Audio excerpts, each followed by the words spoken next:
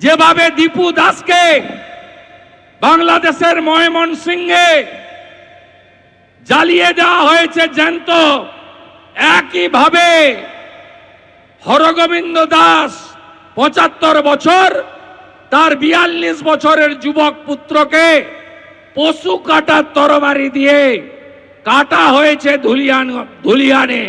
এ কোন রাজত্বে আছেন আপনি? উস্কে ছিল কারা? মমতা ব্যানার্জিরা, সিদ্দিকুল্লাহ চৌধুরী আর ববি হাকিমরা। ওয়াকফ অ্যামেন্ডমেন্ট বিল কার্যকর হয়নি, কার্যকর হয়ে গেছে। মমতা ব্যানার্জি কি বলেছিল? দিল্লিতে গিয়ে আন্দোলন করুন। মমতা ব্যানার্জি কি বলেছিল? আমার প্রাণ থাকতেও পশ্চিম বাংলার মাটিতে ওয়াকফ অ্যামেন্ডমেন্ট বিল কার্যকর করতে দেব না। যারা মমতা ব্যানার্জির হয়ে এখানে বাজনা বাজান, রহিম বক্সি, তাজমুল হোসেন, বৃদ্ধ সমর মুখার্জি, আর এখানে তো পরিযায়ী এমএলএ নিহার চন্দ্র ঘোষ, উত্তর দিতে পারবেন? উত্তর দিতে পারবেন না।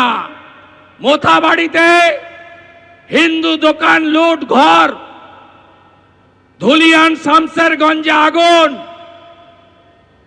কার স্বার্থে করেছিলেন আপনারা? এই জিনিস বন্ধ করতে হবে, পরিবর্তন আনতে হবে। আমরা পশ্চিমবঙ্গে শান্তি চাই। এই পশ্চিমবঙ্গ আমাদের কেউ দয়া করে দেয়নি, এটা বাঙালি হিন্দুদের হোমল্যান্ড। হ্যাঁ, আমরা স্বামীজির ভক্ত। 12ই জানুয়ারি স্বামীজির জন্মদিন পালন করব। স্বামীজি আমাদের শিখিয়েছেন নিজ ধর্মে আস্থা রাখো, অপর ধর্মকে শ্রদ্ধা করো, কিন্তু আপনারা অতীতটা ভুলে যাবেন না।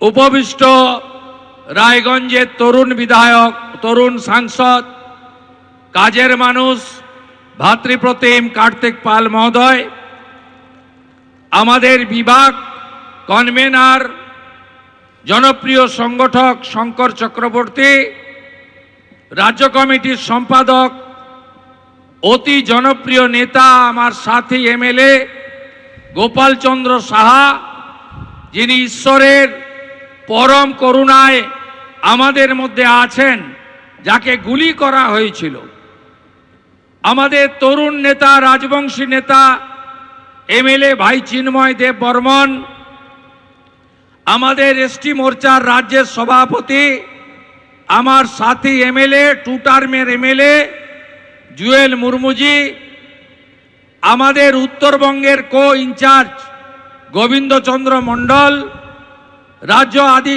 ওবিসি মোর্চার সভাপতি প্রবীণ নেতা অজিত দাস, আমাদের অন্যতম জেলা নেতৃত্ব কৃষ্ণা সরকার, শ্রীমতী বীণা কীর্তনিয়া, শ্রী অভিষেক সিংহানিয়া, শ্রী স্নেহাংশু ভট্টাচার্য, শ্রী রতন দাস, শ্রী অভিষেক মিশ্র, শ্রী নির্মলচন্দ্র মণ্ডল, শ্রীমতী অনিন্দিতা প্রামাণিক, শ্রী রূপেশ আগরওয়ালা, শ্রী শ্যামচাঁদ ঘোষ, শ্রী শিবেন্দু শেখর রায়, শ্রী উজ্জ্বল দত্ত, শ্রী সুভাষ কৃষ্ণ গোস্বামী এবং অজয় দাস সম্ভবত আসেননি, তিনি আমাকে মালদায় স্বাগত করে ওখানে অপেক্ষা করছেন। এবং বিশেষ করে আমার অতি প্রিয় ভাতৃসম মণ্ডল প্রেসিডেন্টরা, আমি প্রত্যেককে ধন্যবাদ জানাই। আপনারা জানেন কি করেছেন?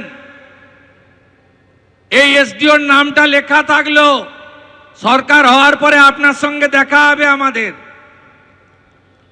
প্রথমে হাইকোর্টে আমরা গেলাম, হাইকোর্ট বলল 26 তারিখের মধ্যে জানিয়ে দাও করতে দিবে হ্যাঁ কি না।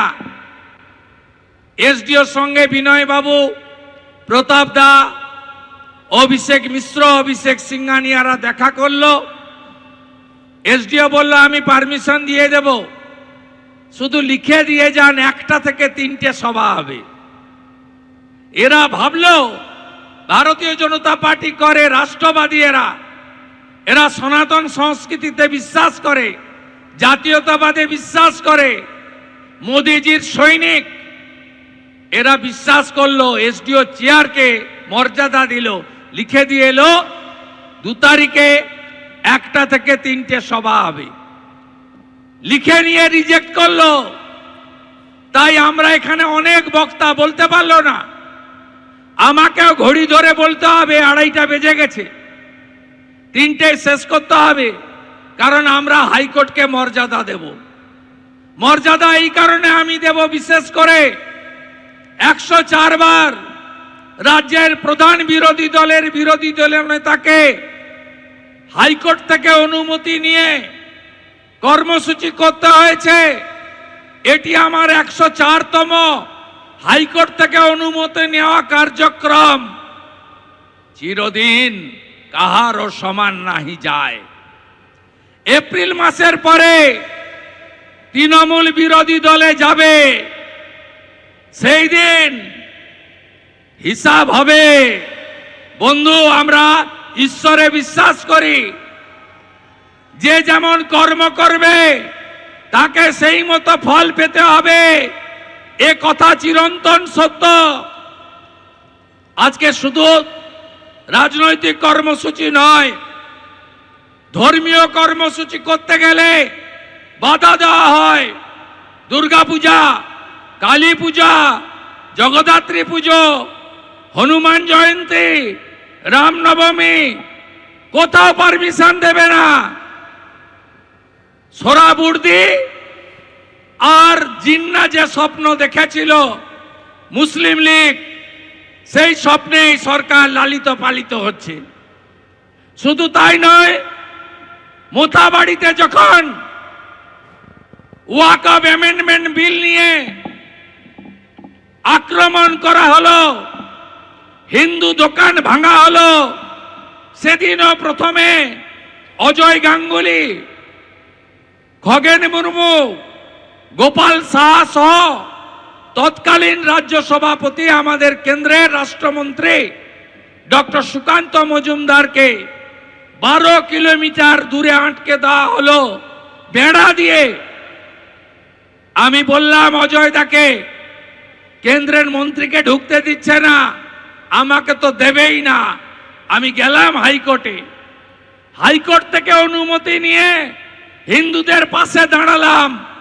মোথাবাড়ি বাজারে গিয়ে সে দৃশ্য দেখে চোখের জল রাখতে পারবেন না। নিরীহ দোকানগুলো, বাড়িগুলো ভেঙে তছনছ করেছে। একটাই অপরাধ, ওরা হিন্দু। একটাই অপরাধ, হিন্দুরা সংখ্যায় কম। এ জিনিস বরদাস্ত হবে না,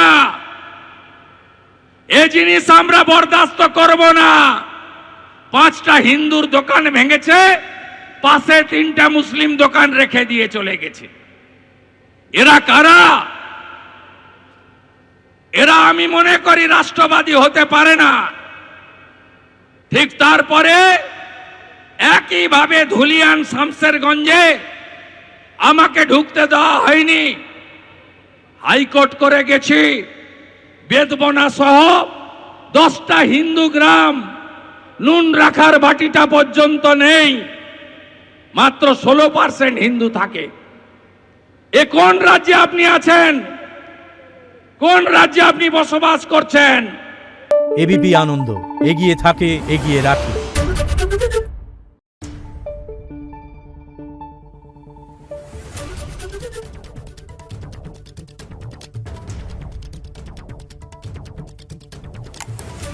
Thank you.